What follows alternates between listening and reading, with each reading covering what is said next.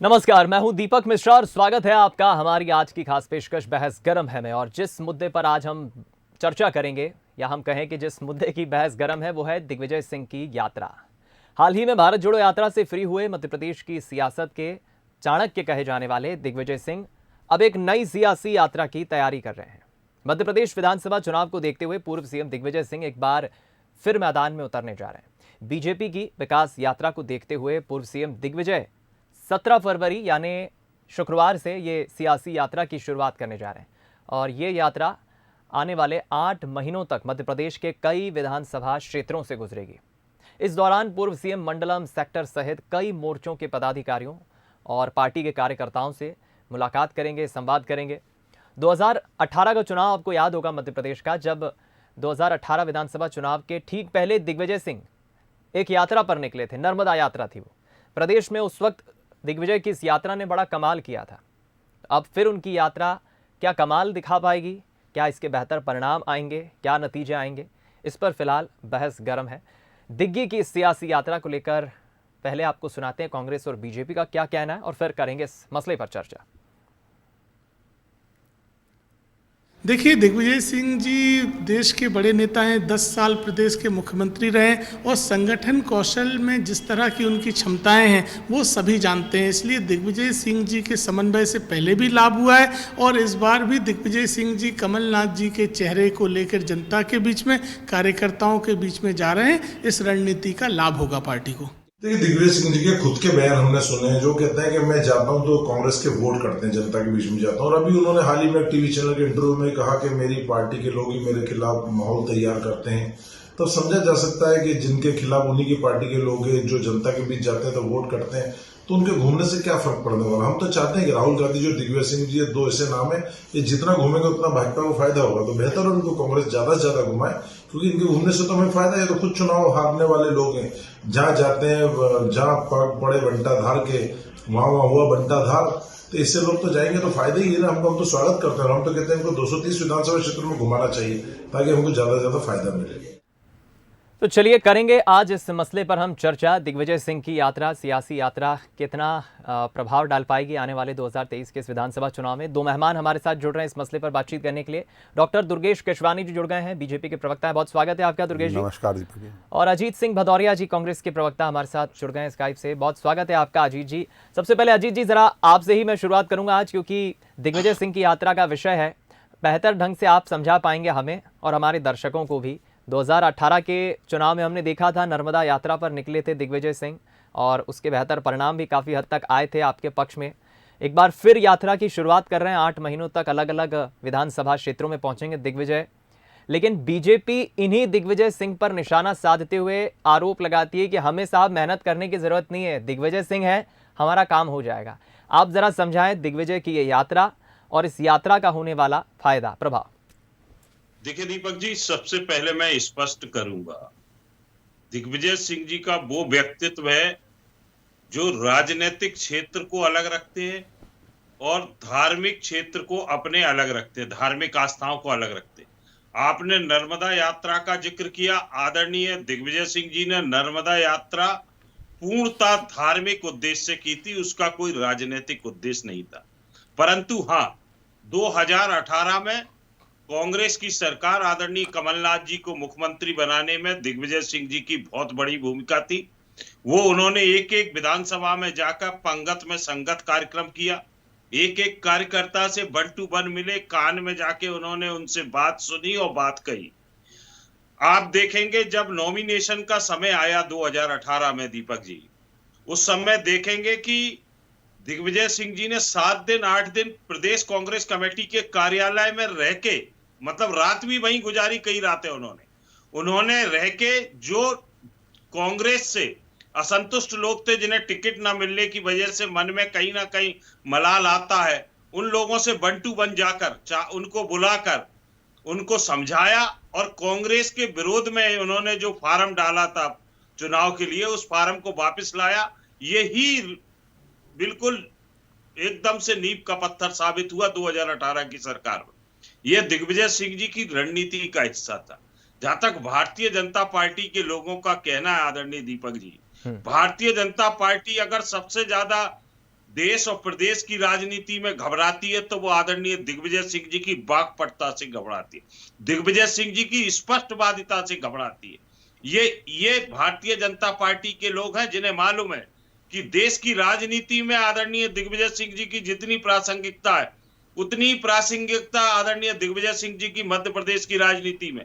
आप देखेंगे 3700 किलोमीटर की कन्याकुमारी से लेकर श्रीनगर तक लगातार यात्रा की आदरणीय दिग्विजय सिंह जी, लेकिन इस और बीच अब उसके बाद 2023 का लक्ष्य जिसमें जो विकास की डोर आदरणीय कमलनाथ जी के हाथों में मध्य प्रदेश का एक एक कार्यकर्ता सौंपने के लिए संकल्पित है, उस संकल्प मुझे एक चीज समझाइए ना, लेकिन भदौरिया जी आप जो कह रहे हैं ठीक है, मैं मान भी लेता हूं कि दिग्विजय की यात्रा का फायदा मिला था, लेकिन आप ही के पार्टी के नेता ये कहते हैं कि सिंधिया उस वक्त थे, और ग्वालियर चंबल के ग्राफ को हम देखें तो उस वक्त सिंधिया के रहने से भी काफी फायदा मिला, काफी सीटें आपने जीती।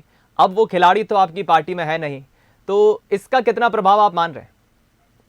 देखिए दीपक जी, आपकी नजर में हो सकता है वो खिलाड़ी हो, देखिए कई चीज का एडवांटेज रहता है तो अनेकों डिसएडवांटेज रहता है। आज कांग्रेस के अंदर अगर हम देखेंगे, आज 6 महीने पहले सारे कांग्रेस के कार्यकर्ताओं से लेकर वरिष्ठ नेताओं ने एक सुर में कहा है कि हम आदरणीय कमलनाथ जी के नेतृत्व में 2023 का चुनाव लड़ेंगे, कमलनाथ जी हमारे मुख्यमंत्री होंगे, जो 6 महीने पहले स्पष्ट हो चुका।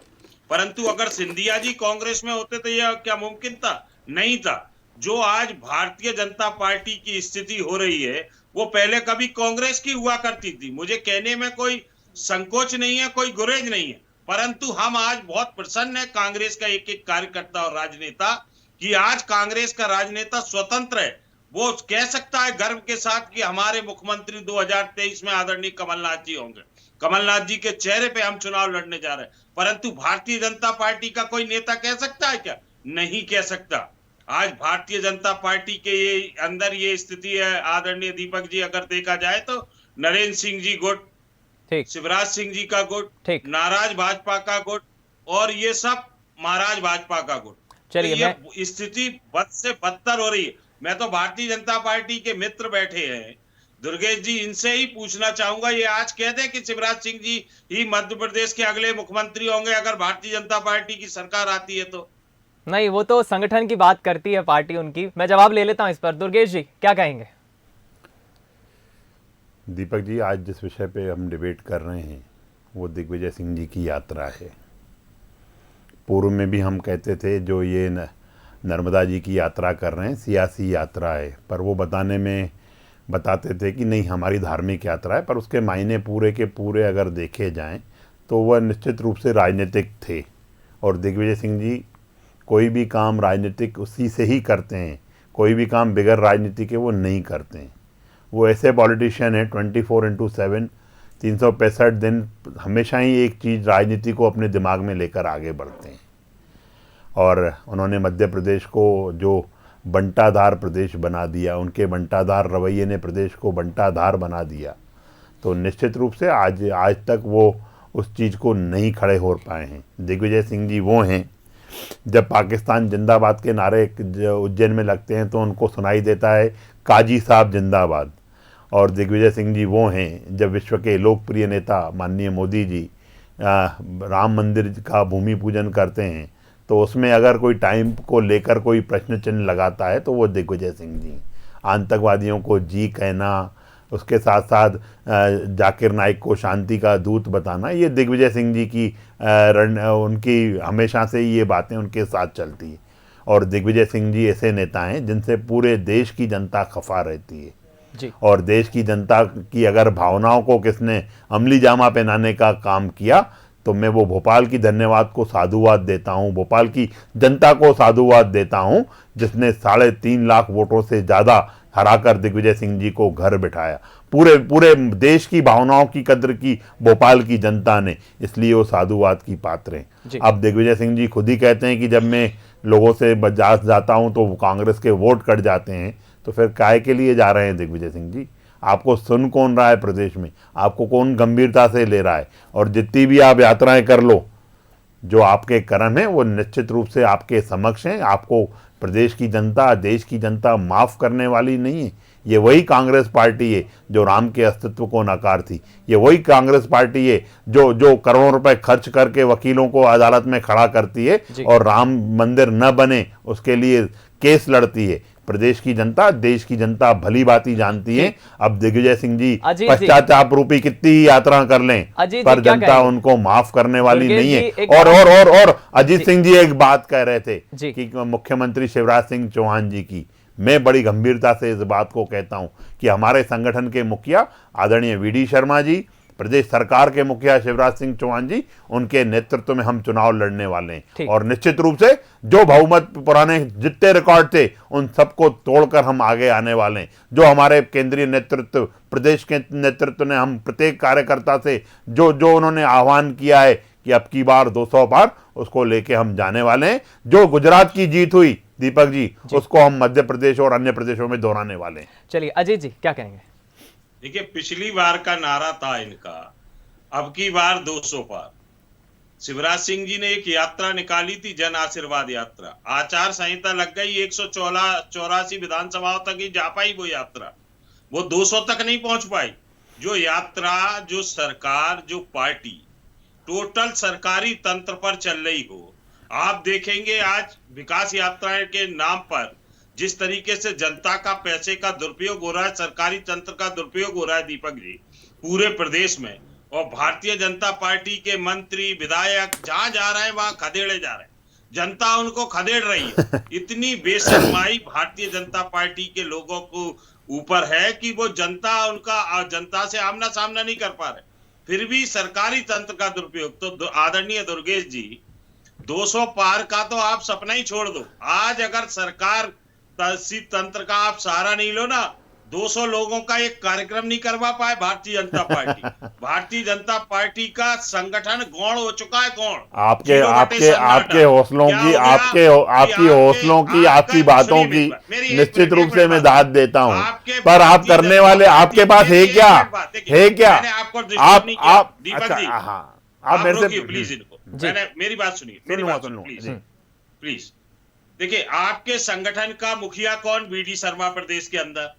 आपका चंदला छतरपुर के विधायक के पिताजी कहते हैं कि वीडी शर्मा के संरक्षण में, ये भारतीय जनता पार्टी के विधायक के पिताजी कह रहे हैं कि वीडी शर्मा के संरक्षण में ये माफिया राज पनप रहा है। तो भैया, कांग्रेसी तो कह नहीं रहे, ये जनता कह रही है। हो गए आपके आरोप हो गए दीपक जी, इनके आरोप हो गए तो मैं जवाब दे दूं। की स्थिति है दुर्गेश जी, मैं आरोप इनके अगर आरोप अजीत जी जवाब दे रहे हैं, दुर्गेश जी को भी सुन लेते हैं। ठीक, देखिए, ये मैं इनको बता दूं, माननीय वीडी शर्मा जी विश्व की सबसे बड़ी पार्टी के मध्य प्रदेश के प्रदेश अध्यक्ष हैं, और आप जिस विधायक के पिताजी की बात कर रहे हैं ना, वो कांग्रेस के नेता हैं और कांग्रेस आरोप लगाने का ही काम करती है। पर मेरे, अरे अब ये देखिए विचलित होंगे। देखिए, मैंने गंभीरता से आपकी बात सुनी ना, अब सुन लीजिए, अब सुनने का हौसला रखिए। मैं आऊंगा आपके पास। सब राहुल गांधी मत हो जाइए, अभी 10 सुनने का हौसला रखिए, सुनने का हौसला रखिए। तो अभी ये कोट करके अपने विधायक की बात बता रहे हैं, विधायक के पिताजी की बात बता रहे हैं। उमंग श्रृंगार जी की बात भी तो बता दो मेरे भाई। उमंग श्रृंगार तो यही कहते थे कि दिग्विजय सिंह जी सबसे बड़े माफिया हैं, प्रदेश के सबसे बड़े ब्लैकमेलर हैं, हमारी कांग्रेस की सरकार लूटने आई है। अरे उस बात को तो बोलो मेरे भैया, क्यों विचलित हो रहे हो? तुम्हारी खुद की पार्टी के नेता, आपकी खुद की पार्टी के नेता क्या कह रहे हैं, उसको तो जवाब दे दो। आप इधर उधर की बातें करके बात बता रहे हो, वो तो बोल रहे हैं कि दिग्विजय सिंह आप सबसे बड़े माफिया हो। मध्य प्रदेश में अगर कोई सबसे बड़ा ब्लैकमेलर है तो दिग्विजय सिंह है। अरे अपने कांग्रेस के पूर्व मंत्री की बात की तो बात कर लो। बारी से हम रखें, देखिए वो तो यही बोल रहे थे की जांच बैठी है, ये विचलित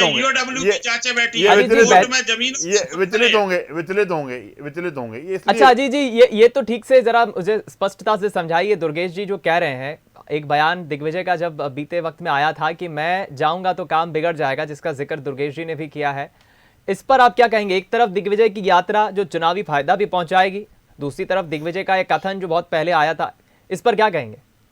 देखिए, वो सामान्य चर्चा के दौरान आदरणीय दिग्विजय सिंह जी ने 2018 में जीतू पटवारी जी के निवास पर बातचीत के दौरान, और उसको भारतीय जनता पार्टी की वो आईटी सेल, जिसको इनकी नेता, वरिष्ठतम नेता उमा भारती भी डर्टी ट्रिक्स डिपार्टमेंट कह चुकी, उस डर्टी ट्रिक्स डिपार्टमेंट ने कष्ट पेश करके किस तरीके से प्रस्तुत किया, ये उसका परिणाम था। जबकि आप अगर उस पूरे बयान को सुनेंगे तो उसमें स्थिति स्पष्ट हो जाएगी।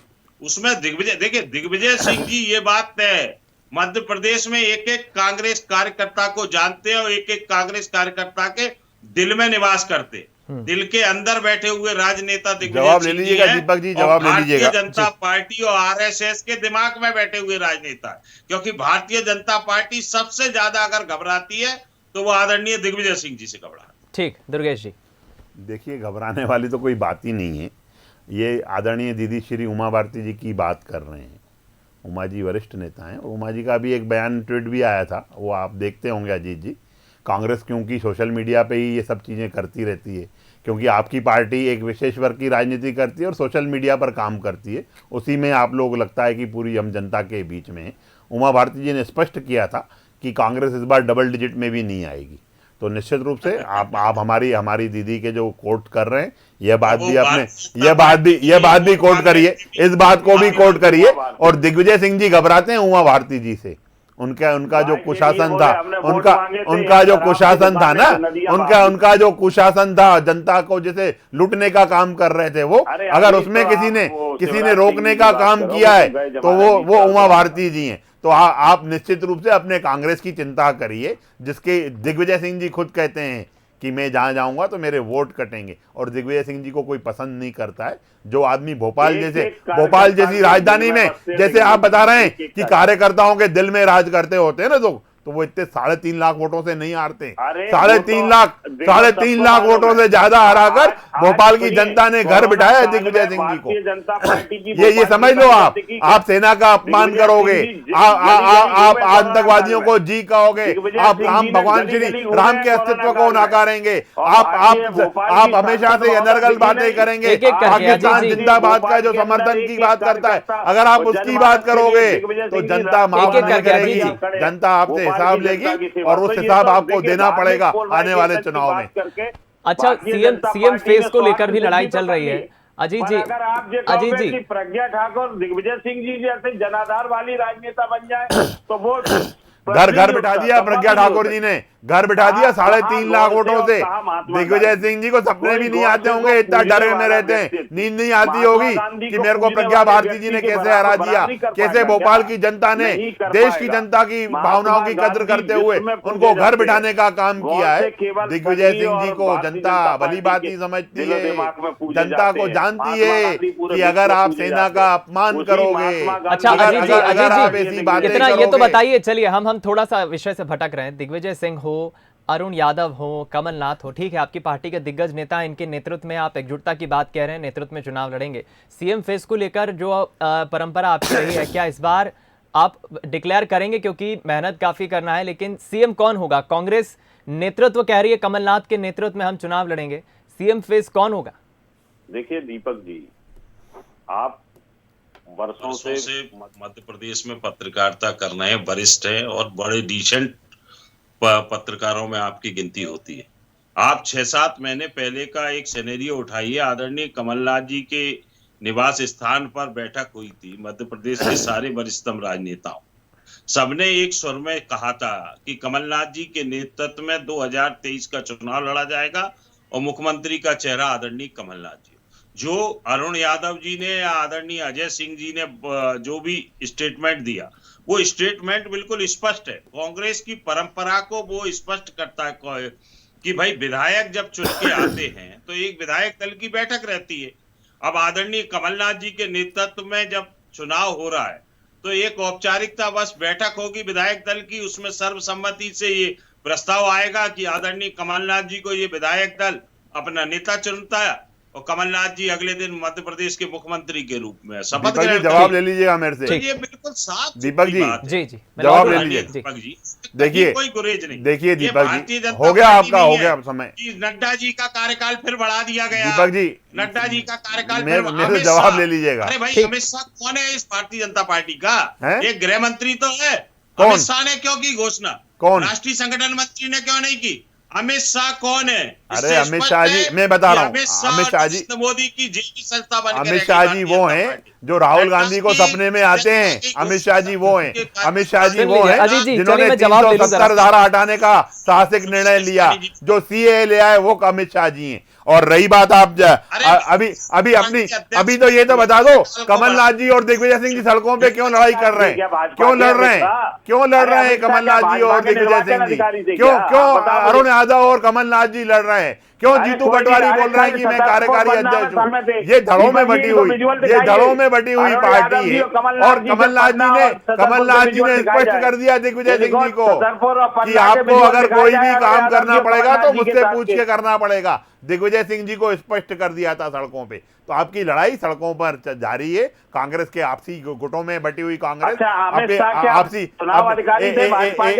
एक गुट राहुल सिंह अजय भैया का है, एक गुट कांतिलाल भूरिया का है, एक सुरेश पचौरी जी का है, एक गुट जीतू पटवारी जी का है, बाला बच्चन है, मुकेश नायक है। चलिए लंबी ये फेंसियां अब हैं देखने लड़ने वाला वाले नेताओं की। देखने वाली बात होगी इसलिए आने वाले वक्त में दिग्विजय की यात्रा कितना सियासी फायदा पार्टी को पहुंचा पाती है। कांग्रेस तो दावा कर रही है, लेकिन अजीत जी के भी अपने तर्क हैं, अपनी बात है, और दुर्गेश जी के भी एक आरोप है।